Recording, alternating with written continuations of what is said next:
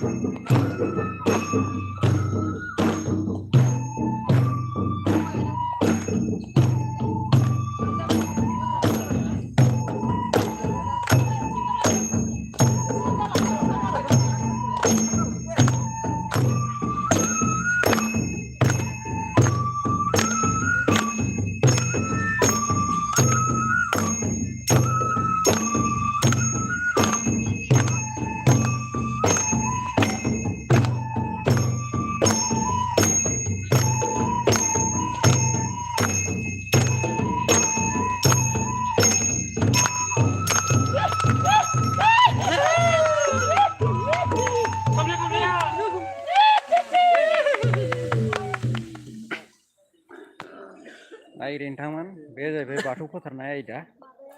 माने सिगांहाय माने जेनाखि असुद्ध थायो बे असुद्धफोरखौ फोथारनानै दौदिनिया माने खेराइनाय जायो आरो खेराइनाय आयदाखौ एबारावहाय फारि फारि जुरिनाय जासिगोन आरो बिसोरबो गासिबो भक्तफोर गोबां मानसि दङ जिरायदों मोनायाव जिरायनायनि बेबस्था दङ आरो ओरैहाय दङ गोबां नायग्राफोर दं भक्तफोर दङ जिरायनो ओरैहाय लकेलनि जेन्टेलमेनफोरबो दं बेलाय फोरोंगिरि नोंसोरखौथ' सिनायगोन लाइभ बेलाय सारमोन दं गासिबो रिटायार जागोन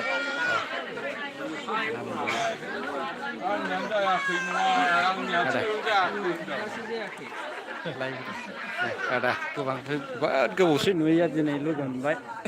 माने बोरगावनि हेडमास्टारमोन बियो सिनायगोन बेखौ